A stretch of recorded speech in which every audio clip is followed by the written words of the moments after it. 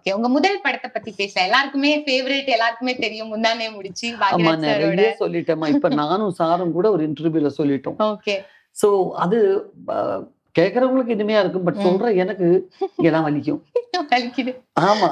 இன்னும் கொஞ்சம் ஒரு 20 வருஷத்துக்கு அப்புறம் சொன்னோம்னா நமக்கு ஒரு அப்பா பழைய நினைவுகள் ஒருவேளை அப்படின்னு சொல்லலாம். பாக்யராஜ் சாருக்கும் அதே மாதிரி போர் அடிச்சிருக்குமா பேசி பேசி இல்ல இத பத்தி? டெஃபினட்டா கிடையாது. Okay. He is a creator அவரு. அவருக்கு ரொம்ப கண்டிப்பா. ப்ரெஷியஸான படம் அது. ஃபர்ஸ்ட் டைம் அவர் மாதிரி ஒரு மிடில் ரேஞ்ச் டைரக்டர்னு சொல்லப்பட்ட ஒரு இயக்குனர் ஏவிஎம் மாதிரி மிகப்பெரிய பிரம்மாண்டமான ஒரு நிறுவனம். அவங்க கமல் ரஜினி படங்கள், ஹிந்தி படங்கள் அந்த மாதிரி எல்லாம் எடுத்திருந்த ஒரு நிறுவனம் ஓகே. இவரை சூஸ் பண்ணி இவரை நம்பி ஒரு படம் கொடுத்துறாங்க with new face. Correct. So Bhagyaraj sir நம்பிக்கை தான்.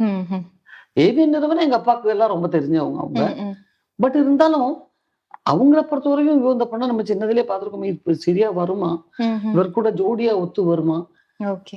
பட் அவருடைய அந்த என்ன சொல்றது தூர பார்வை, தொலைநோக்கு பார்வை கண்டிப்பா அதுதான் பெரிய விஷயம். அந்த டைரக்டர்ஸ் உடைய அவரு நல்ல குருவா இருந்தா நம்ம நல்லா வந்துரும். கண்டிப்பா. அண்ட் பாக்யராஜ் சார் பத்தி நிறைய பேசிருக்கீங்க. கமல் சார் உங்களுக்கு ஒரு மிகப்பெரிய இன்ஸ்பிரேஷன் சொல்லிருக்கீங்க. அவரை பத்தி அப்படி ஒரு 2 வேர்ட்ஸ். அவரு 2000 வார்த்தை கூட சொல்லலாம். பட் அது இந்த டைம் பத்தாது. ஏன்னா நான் ரொம்ப மரியாதை கொடுக்கக்கூடிய ஒரு ஆக்டர். அவரை பக்கத்துல இருந்தே நம்ம கவனிக்கும் போதுதான் தெரியும். ஒவ்வொரு சின்ன விஷயமும் கவனிப்பாரு. இப்படி உட்கார்ந்து அதையே வந்து இப்ப நான் தெரியாம நான் அதை அடாப்ட் ஆகிட்டு இருக்கேன். சமீபத்துல ஆர்ஜே பாலாஜி சொல்லும் போதுதான் தெரியுது, ஓ லொகேஷன்ல நான் இப்படி எல்லாம் பண்றேன்னா, இந்த லைட் எனக்கு வருதா இப்படி எல்லாம் கேக்குறேன்னா, இப்படிங்கிறது ஏன் தெரியுதுன்னா கமல் சார் கரெக்டா தள்ளி நில்லுமா, முகத்துல ஷேடோ வருது உனக்கு தெரியலையா, எப்படி என்ன கரெக்டா வரும் அப்படின்னு. சோ ஒவ்வொருதுலையும் கேமரா பாப்பாரு, லைட்டை பாப்பாரு, மியூசிக்கை பாப்பாரு, டைலாக்ஸை பாப்பாரு. 25 ரிஹர்சல் பண்ண சொன்னா இன்னைக்கும் புதுமுக மாதிரி பண்ணுவாரு. எனக்கெல்லாம் என்னன்னா 4-5 ஆகி போச்சுப்பா. ஐயோ காமெடி வேற திரும்ப திரும்ப ரிஹர்சல் சொல்றாங்களேன்னு. சேம் டைமிங்ல ஆக்ட் பண்ணுவார். Great actor.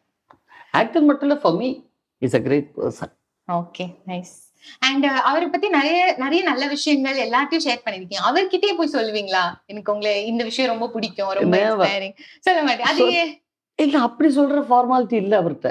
ஓகே. இப்ப என் பிள்ளைங்களுக்கு கிட்ட எல்லாம் நாங்க சிஸ்டர்ஸ் யாருமே வந்து அம்மாவோட படம் இது நீ பாரு, இது ஆக்ட் பண்ணிட்டு இருக்கேன் இன்ன வரைக்கும் சொன்னது இல்ல. இப்ப என் பொண்ணு வந்து என்ட்ரி ஆகிறா சினிமால. இப்ப முந்தா நாள் கூப்பிட்டு என்ன கேக்குறா, அம்மா உன் படங்கள் அப்ப இருந்ததுல ஒரு 5-6 படம் சொல்லுமா, நான் ஓடிடில போட்டு பாக்குறேன், டிவில போட்டு பாக்குறேன், ஏன்னா எல்லாம் கேக்குறாங்க உங்க அம்மா கிட்ட இருந்து என்ன கேரக்டர் பிடிச்சு போச்சுன்னு, அதனால கொஞ்சம் சொல்லுமா அப்படி நான் இது பண்றேன். இப்போ ஒரு 3 இயர்ஸா என்ன அம்மா எந்த ஷூட்டிங் போறேம்மா, யார் ஆர்டிஸ்ட்மா, எப்ப இன்ஃபர்மேஷன் எல்லாம் கலெக்ட் பண்ணி வச்சுக்கிறாங்க. பிகாஸ் அவ சினிமாவை விரும்ப ஆரம்பிச்சிட்டாங்க. இல்லன்னா யாரையுமே சேர்க்கல. அப்படி இல்லாம ரொம்ப வேண்டப்பட்டவங்க கிட்ட போய் நீங்க நல்லா பண்ணீங்க, அது என்னமோ ஒரு ஃபார்மாலிட்டி மாதிரி ஃபீல் ஆகுது. புரியுது. அண்ட் உங்களுக்கு ரைட்டிங் மேல ரொம்ப இன்ட்ரெஸ்ட் இருக்கு அப்படின்னு சொல்லிருந்தீங்க. ஆப்வியஸ்லி தெரியுது, பேசுறது வச்சே தெரியுது. அண்ட் அதுல வந்து விசு சார் ரொம்ப பிடிக்கும் ரைட்டர்ஸ்ல அப்படின்னு சொல்லிருந்தீங்க. அவரை பத்தி ஏதாவது இன்ட்ரெஸ்டிங்கா இருக்கா? எனக்கு ரொம்ப ரொம்ப பிடிச்சார். ஓகே. அவர் இறந்துட்டாருங்கிறது எனக்கு ரொம்ப ஒரு பெரிய நஷ்டம் மாதிரி. 2 பேருடைய இழப்பு தான் என்னை பொறுத்த வரைக்கும் என்ன பர்சனலாவும் ஹர்ட் ஆச்சு. ஒண்ணு விசு சார், ஒண்ணு கிரேசி மோகன் சார். ஓகே. எந்த கதையை புதுசா பண்ணும்போதும் ட்ராமா பண்ணும்போதும் புதுசா நான் பிகாஸ் அவர் பர்சனலா அவர் ரொம்ப டேலண்டடான ஆளு. ஐயோ வெண்பாலாம் ரொம்ப நல்லா எழுதுவாரு, நல்ல பெயிண்டர். இது விஷயங்கள் நிறைய வெளியே தெரியாது. காமெடி படத்துக்கு எழுதுற ஆளுன்னு தான் தெரியும். ரொம்ப ரொம்ப டேலண்டானவர். என்ன மாதிரியே ஜாயிண்ட் ஃபேமிலியில நம்புறவர். உங்களுக்கு ஜாயிண்ட் ஃபேமிலி தான் ரொம்ப பிடிக்கும். நாங்க அப்படித்தான் இருந்தோம். சென்னையிலே எல்லா இடத்துல நாங்க அப்படித்தான் இருந்தோம். அதுவே ஒரு பெரிய விஷயம் தான். இந்த ஜெனரேஷன்ல அந்த மாதிரி இருக்கிறதே ஒரு பெரிய விஷயம். அதனால என்னன்னா ஒரு பயம் இல்லாம நம்ம போயிட்டு வந்தோம். வீட்டுல எல்லாரும் இப்ப என் குழந்தைங்க எல்லாம் சேஃபா இருக்காங்கன்னா எங்க அம்மா இருக்காங்க, கவனிச்சிருவாங்க. கரெக்ட். அதனாலதான் இல்லன்னா நான் ஆஃப்டர் மை டெலிவரி நான் ஒர்க் பண்ணிருக்கே முடியாது.